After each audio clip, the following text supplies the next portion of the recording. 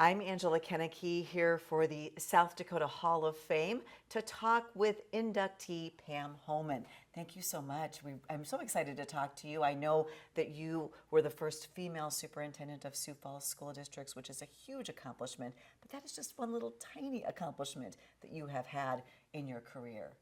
Oh yes, when I think about the opportunities in my career and the opportunities really afforded during that superintendency, the ability to lead and inspire and really live out a sense of mission to serve, is what I just truly valued. Let's go back to the beginning because you had a shaky start in this world. You were just a toddler when you had a first of its kind open heart surgery, really a survivor of something that maybe you wouldn't have survived otherwise. I did. The doctors in Sioux Falls that my parents connected with simply said, take her home. She'll probably survive a year or maybe a year and a half. And then they heard of a doctor in the Minneapolis area at the University of Minnesota that was doing truly inventive surgery, looking at how young patients, what they could do to have them survive. And so my parents, with their very little means, gathered enough to take me on a plane. Long story short, I had that surgery. But as I grew up, I got to the point, Angela, where I thought, I can't tolerate one more doctor looking at me, one more x-ray, one more poke, and I just felt like I'm just done with this. So as I've aged through life, I look back on that as it really did instill in me the sense that I've been given a second chance, and so each and every day I need to make the best of it. Turn that day into an opportunity. An opportunity to serve, an opportunity to reach out, an opportunity to really make an impact for others. And you certainly have done that. And I think that anybody who goes through something like that knows that they could have died or should have died. Mm-hmm. Did you have any limitations because of the surgery? This is what's most interesting. When I turned 40, the University of Minnesota was trying to find me because they were finding that most of that patients from that era that had those initial open heart surgeries were not living past 40. So they called me back together and did some more testing because, again, literally when I felt like I'm done with this, I did not follow up with cardiologists. I did not follow up like I should have throughout my early adolescence and into adulthood. And so when I went back there and had those tests, I found out that I absolutely was never supposed to be lifting more than 35 pounds, and I was never supposed to go up and down quickly like on rides at the carnivals. Okay. And so we chuckled because in the family, the joke is if I can lift the suitcase, it's not going to be overweight. That I'm the 35-pound limit lady. Yeah. And also, I never liked the rides that took me upside down and up and down. So you just never did those things? I never did it, and not knowing that I should have never done those either. So. And is there any other reason why that they accounted for you being able to survive and live as long as you have? Do they know? Sometimes the doctors, even now when I go back to the University of Minnesota, they just look and say, you have no symptoms. You're a medical marvel. Yeah. So I, go on, keep on doing, and I have no symptoms. And so I keep asking, what will those symptoms look like? And they'll say, well, you'll have shortness of breath, or, you won't feel well, or you'll just feel like you're having a heart attack. And I haven't had that yet. That's wonderful, and we're glad that you can keep going because you're still doing so much. Yeah. But your tenure with the Sioux Falls School District, I know it was really important to you to emphasize education for all students, reaching mm-hmm. students in the way that they could learn, mm-hmm. and that students learn in many different ways. And I know special education was very important mm-hmm. to you. Can you talk about your philosophy for education and reaching all students during that time?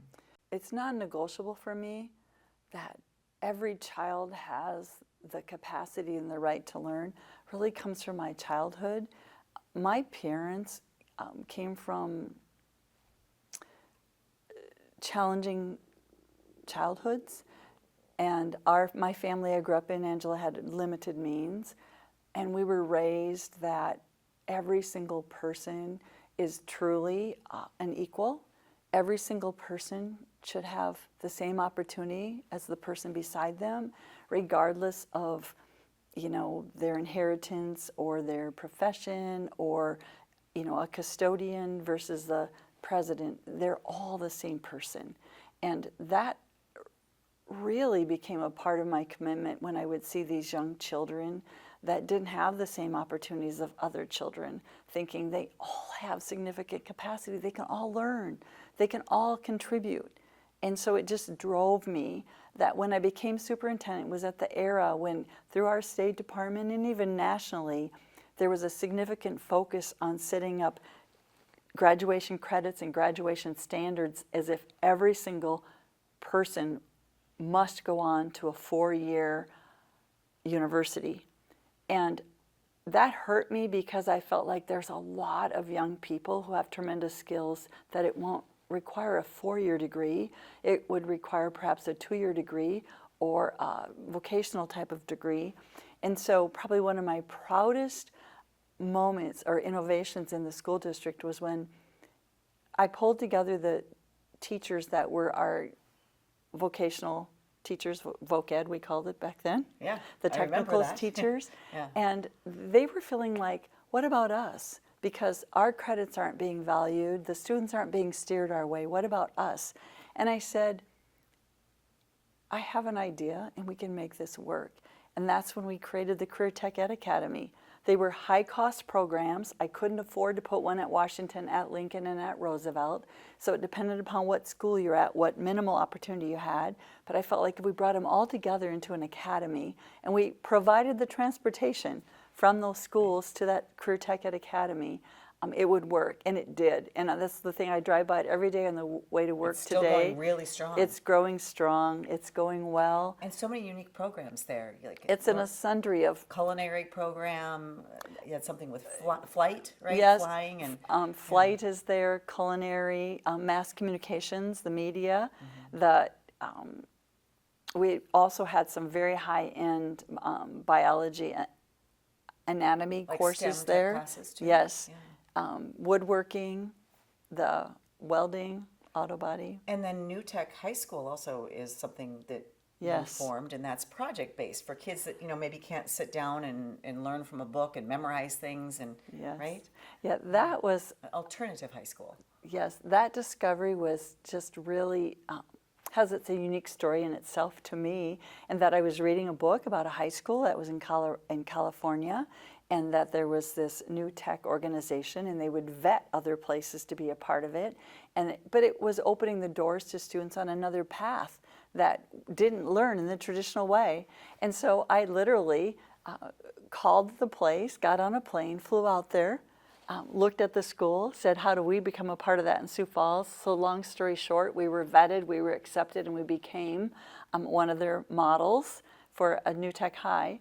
And as I understand today, over time, the school was then, when Jefferson High School opened up, it was blended into Jefferson High School as an alternate path within that school. Oh, okay, so it's changed a little bit, but it's still there. Right. What is it like for you to see these programs and schools that you implemented carrying on for future generations? Silently, I feel that I don't care that anybody knows that it was an idea I might have had. I care that it continues, it's anchored in the culture, it goes on and it thrives, and that's what brings me pride and joy. Just that sense of personal pride and joy to see those programs just continuing. The Spanish Immersion Program, I was in a remote village in Slovakia, a stone's throw from the Ukrainian border. My daughter was serving as a missionary, and I got to tour a school there. And the school was just decrepit. It was falling apart. The children were learning 3 languages. And I remember flying home thinking, our students only know 1 language. They have every opportunity in the world. They should not be just monolinguistic. And so pulled the team together and said, we need to have a school that's a full immersion school.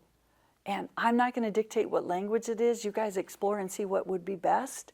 And thus the birth of Spanish Immersion. Yeah. And it going very strong. Yes. I mean, it is a really big deal. My greatest joy is that I have 4 grandchildren that live right in Sioux Falls. actually right outside of Sioux Falls, but they open and roll in now. And so when the first one was in the lottery to go to, Right, because not everybody could get in. it's There a was such lottery, demand. yes, Yeah. and it still is a lottery to this day. When there were 57 slots open, and her name was pulled like 52. And I was so grateful. And then as soon as the older one's in, the next one gets in. So that was that daughter's children. Then the next daughter came along, and her oldest, our little Maya, her name was pulled. So now Maya and Rikers have, all 4 of the grandchildren have gone through And or they're in all that speaking program Spanish. fluently. Yeah, that's Yes. amazing. Anyway, Yeah. it's exciting. That is a really cool, and Yeah. it became personal for you then as well. Very personal. I Yeah. just, quietly can watch and see the pride that children go to school and they don't need to know, about, they call me Nana behind the scenes, what it took to have that launch, but it's exciting. Yeah. I am so happy to see an educator honored. I come from a long line of educators. Almost everybody in my family are teachers or professors. And I think about what it must have been like for you to become the first woman to head the Sioux Falls School District and to get into administration at a time where it was really male dominated. Did you face some obstacles? I think as females, we're socialized in a way that sometimes the masses of females probably feel okay falling into that following role, what the traditional things that a female does versus doesn't do. Not a leadership role. Not a leadership role, exactly. And for me, and it's probably that orneriness, that's part of the survival mode of my beginnings with the open heart surgery, is I was always considered to be very ornery and very strong-willed and very determined, and where there's a will, there's a way. And so that blend just really supported me, because I've always found the status quo to be a challenge. The status quo is really hard for me to accept. And so, in becoming the first superintendent as a female, it felt natural for me to be in a spot that you were navigating in a world that someone else hadn't navigated before. Did you have a philosophy, or do you have a philosophy when it comes to leadership? My sense of leadership is to listen, to build relationships, but to value each person equally on your team. When it becomes that there's haves and have-nots, when it becomes that there's some that are promoted in a different way or treated differently than others, that's hard for me. So in leadership, for me, it's like you need to have a vision, you need to inspire, but you need to empower others with you and enable their heart with you, and just challenge the status quo. Don't be content with how things have been or how things were in the past. Seek to improve. What were some challenges that you faced in this role or in other roles that you have overcome? The greatest challenge as a superintendent for me, and I would say to this day I felt like I failed with it, is knowing that the heavy backpack that many of the children came to school with every day, because they didn't have food at home, they didn't always have mom or dad there, and I couldn't solve for that. You can't solve every problem. Yeah. But it's not a failure on your part. Yeah, I struggle with it. I hurt for those kids that I couldn't solve for that to make their world better. I mean, when I was a principal during that phase of before I was superintendent, I would take my it was a little red sidekick, and I would get called out to the bus most mornings because of a problem, and I'd be there. And after the bus, if the certain children didn't get off of there, I would go in my car and go to the apartment complexes where they lived and pick them up so they could get to school, because they were parents. And those children's parents are working hard, but they were working hard all night. So in the mornings, those kids didn't have a warm breakfast, or they didn't have a parent to get them up, to get them going. So I'd go get them and bring them to school. And that's the least I felt like I could do to help those kids.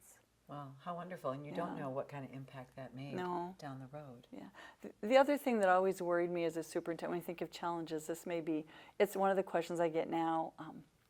I get many, many people in the Sioux Falls area talking to me today as if I'm still the superintendent. It happens all the time.